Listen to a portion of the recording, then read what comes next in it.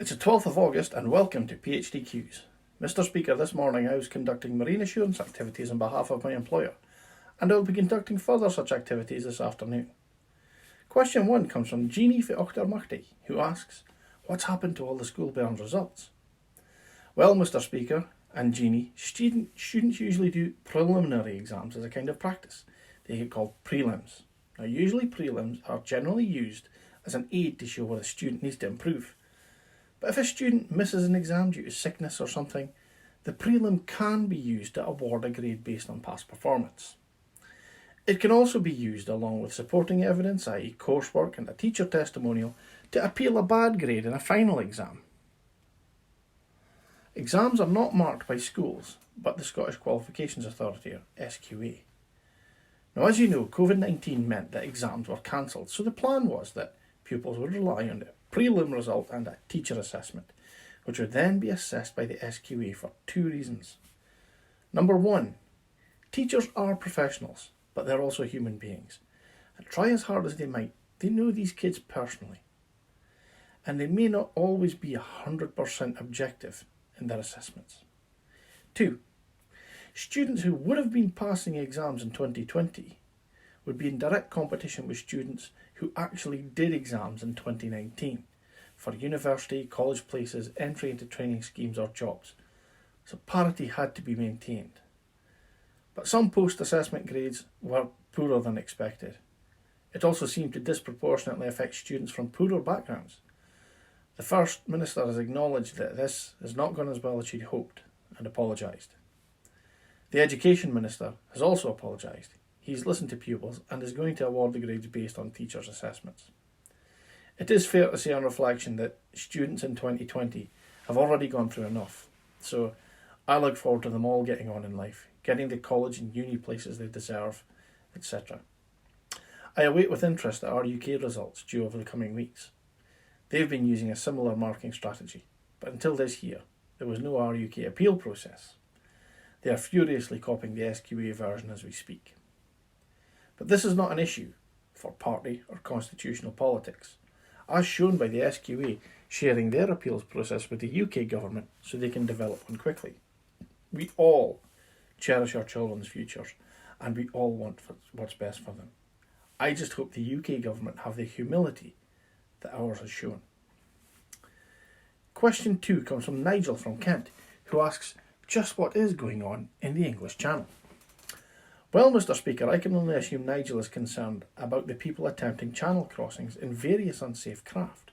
So my answer to Nigel is nothing that hasn't already been going on for years. This week, the strangely alluring Home Secretary, Priti Patel, is most upset that this continues, and a lot is being said about it. As a member of the EU and during the transition period, we are subject to the Dublin Agreement, which basically means that the entire EU has one border. Each coastal state looks after their own coastline. Land borders are only really tough where they border a non-EU state, and airports are the same wherever you land in the EU. Now, there aren't any more or any less people attempting this crossing than any other time. One could almost be forgiven for thinking that there were other things going on that someone wanted us to look away from. Now, what could they be, Mr. Speaker? As we all know, one of the reasons people wanted to leave the EU was to take back control of our borders. But conversely, it just gets harder once the transition period is over. At the moment, our Navy and Border Force can enter French waters and return refugees to France if it is closer than the UK. But once we leave properly, they'll have to ask for permission, which they won't get.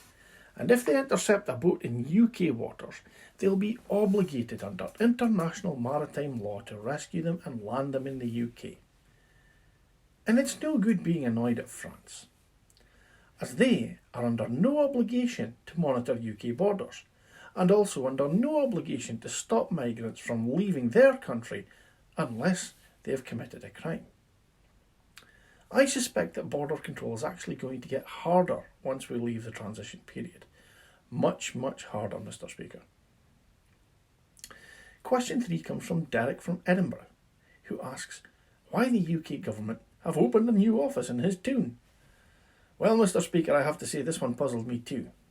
As we all know, the first two Scottish parliaments were led by coalitions of unionist parties. So I imagine cooperation between Holyrood and Westminster was, shall we say, less fractious. Even in the early years of the first SNP administration, things were less fractious, as we were a minority government and cooperation and consensus was the name of the game. However, as we know, in recent times, relations have come a little more strained.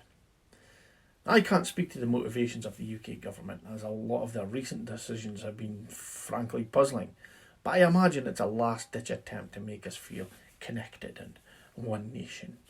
Apparently 3,000 civil servants are going to be working there, but it's unclear if these are existing civil servants or newly hired ones. But it hasn't been totally fruitless. It has given independence marchers a nice handy new focal point for marches and demonstrations, and I'm sure it will make a fine UK embassy come 2022. Well, Mr. Speaker, that's it for PHDQs this week. I'd direct the watching public to comment on the Facebook page. Remain civil at all times. Davey PhD.